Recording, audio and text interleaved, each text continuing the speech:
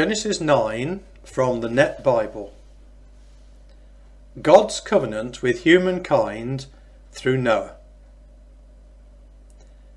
Then God blessed Noah and his sons and said to them, "Be fruitful and multiply and fill the earth. Every living creature of the earth and every bird of the sky will be terrified of you. Everything that creeps on the ground and all the fish of the sea are under your authority. You may eat any moving thing that lives. As I gave you the green plants, I now give you everything. But you must not eat meat with its life, that is, its blood, in it. For your lifeblood I will surely exact punishment. From every living creature I will exact punishment. From every person I will exact punishment for the life of the individual, since the man was his relative. Whoever sheds human blood, by other humans must his blood be shed. For in God's image God has made humankind.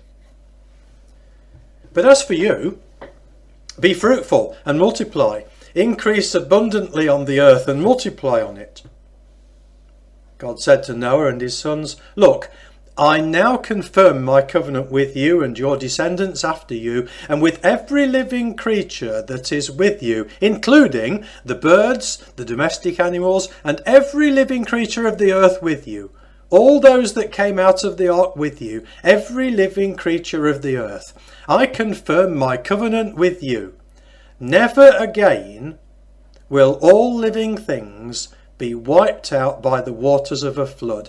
Never again will a flood destroy the earth." And God said, "This is the guarantee of the covenant I am making with you and every living creature with you, a covenant for all subsequent generations. I will place my rainbow in the clouds, and it will become a guarantee of the covenant between me and the earth. Whenever I bring clouds over the earth and the rainbow appears in the clouds, then I will remember my covenant with you and with all living creatures of all kinds. Never again will the waters become a flood and destroy all living things.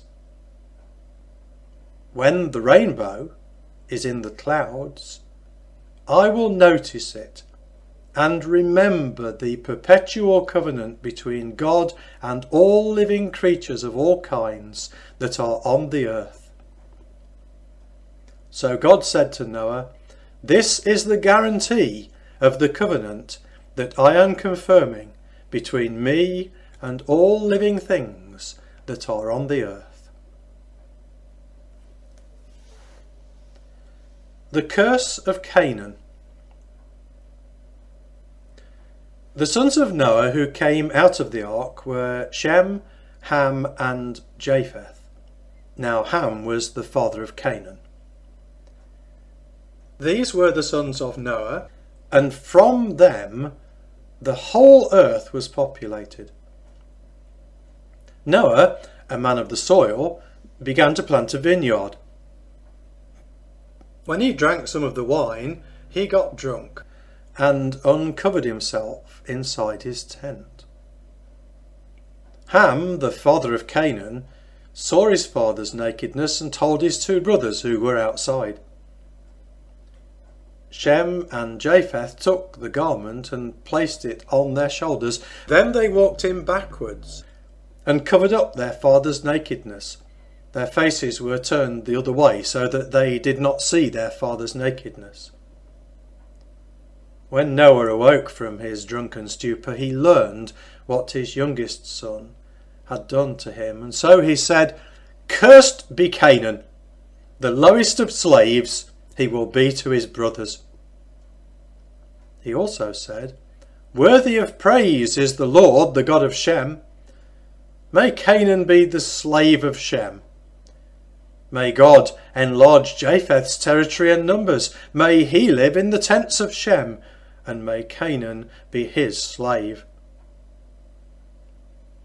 After the flood, Noah lived 350 years The entire lifetime of Noah was 950 years, and then he died. Genesis 10 from the Net Bible. The Table of Nations. This is the account of Noah's sons, Shem, Ham and Japheth. Sons were born to them after the flood. The sons of Japheth were Gomer, Magog, Madai, Javan, Tubal, Meshech and Tiras. The sons of Gomer were Ashkenaz, Riphath and Togarmah. The sons of Javan were Elisha, Tarshish, the Kittim and the Dodanim. From these the coastlands of the nations were separated into their lands, every one according to its language, according to their families, by their nations. The sons of Ham were Cush, Mizraim, Put and Canaan. The sons of Cush were Seba, Havilah, Sabtar, Raama and Sabteka. The sons of Raama were Sheba and Dedan. Cush was the father of Nimrod. He began to be a valiant warrior on the earth. He was a mighty hunter before the Lord, and that is why it is said, like Nimrod, a mighty hunter before the Lord. The primary regions of his kingdom were Babel, Erech, Akkad and Calneh in the land of Shinar. From that land he went to Assyria, where he built Nineveh, Rehoboth-ir, Calar and Rezin, which is between Nineveh and the great city Calar. Mizraim was the father of the Ludites, Anamites, Lehabites, Naphtuhites, Pathrusites, Casluhites, from whom the Philistines came, and Caphtorites.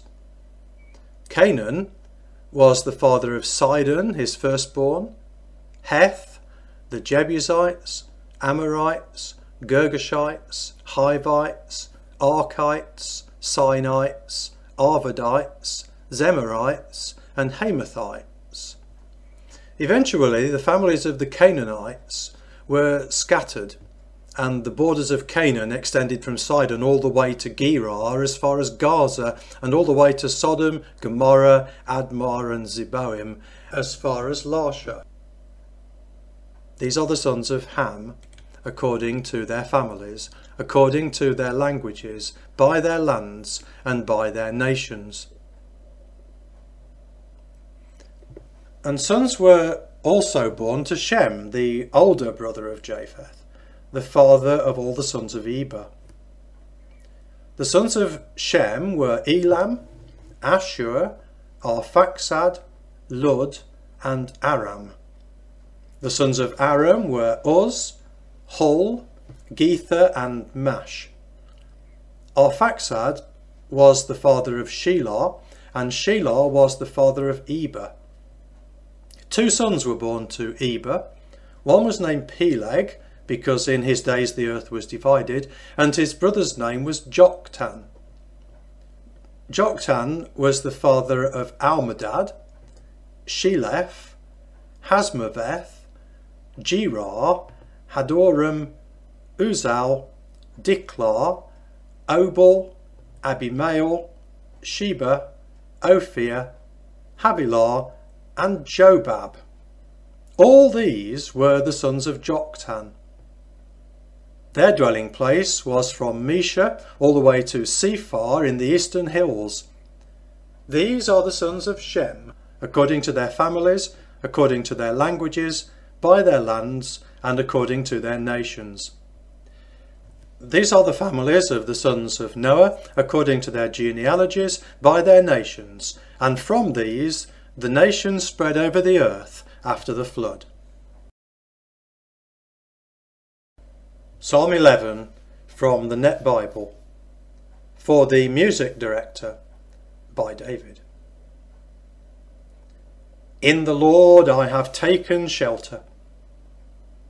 How can you say to me, flee to a mountain like a bird? For look, the wicked prepare their bows. They put their arrows on the strings to shoot in the darkness at the morally upright.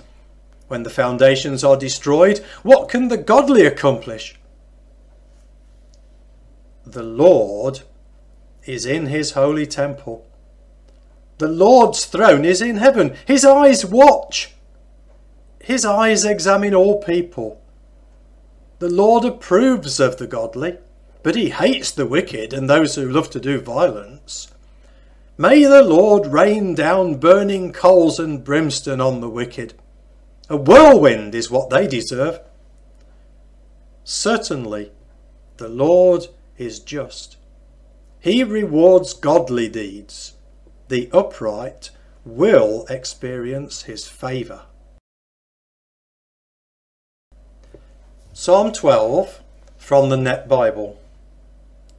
For the music director, according to the Sheminith style, a psalm of David. Deliver, Lord, for the godly have disappeared. People of integrity have vanished. People lie to one another. They flatter and deceive. May the Lord cut off all flattering lips and the tongue that boasts. They say, we speak persuasively. We know how to flatter and boast. Who is our master? Because of the violence done to the oppressed, because of the painful cries of the needy, I will spring into action, says the Lord. I will provide the safety they so desperately desire. The Lord's words are absolutely reliable.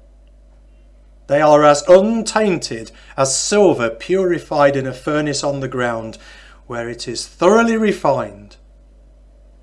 You, Lord, will protect them.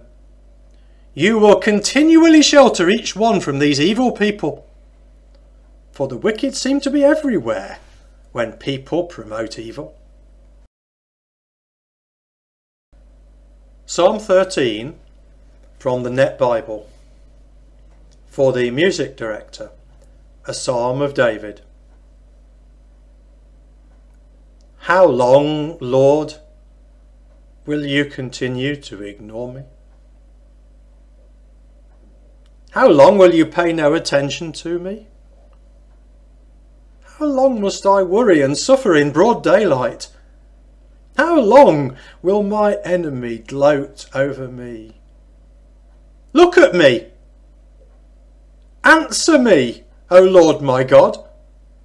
Revive me, or else I will die. Then my enemy will say, I have defeated him. Then my foes will rejoice because I am upended. But I trust in your faithfulness. May I rejoice because of your deliverance. I will sing praises to the Lord when he vindicates me. Matthew 7 from the Net Bible. Do not judge. Do not judge, so that you will not be judged. For by the standard you judge, you will be judged, and the measure you use will be the measure you receive. Why do you see the speck in your brother's eye, but fail to see the beam of wood in your own? Or how can you say to your brother, let me remove the speck from your eye, while there is a beam in your own? You hypocrite! First remove the beam from your own eye, and then you can see clearly to remove the speck from your brother's eye. Do not give what is holy to dogs, or throw your pearls before pigs. Otherwise, they will trample them under their feet and turn around and tear you to pieces. Ask, seek, knock. Ask, and it will be given to you. Seek, and you will find. Knock, and the door will be opened for you. For everyone who asks receives, and the one who seeks finds, and to the one who knocks the door will be opened. Is there anyone among you who, if his son asks for bread, will give him a stone? Or if he asks for a fish, will give him a snake? If you then, although you are evil, know how to give good gifts to your children, how much more will your Father in heaven give good gifts to those who ask him? In everything, treat others as you would want them to treat you, for this fulfills the law and the prophets. The narrow gate. Enter through the narrow gate, because the gate is wide and the way is spacious that leads to destruction, and there are many who enter through it. How narrow is the gate, and difficult the way that leads to life, and there are few who find it. A tree and its fruit.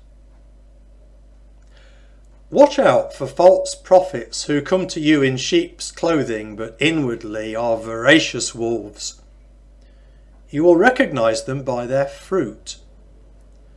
Grapes are not gathered from thorns, or figs from thistles, are they? In the same way, every good tree bears good fruit, but the bad tree bears bad fruit. A good tree is not able to bear bad fruit, nor a bad tree to bear good fruit. Every tree that does not bear good fruit is cut down and thrown into the fire.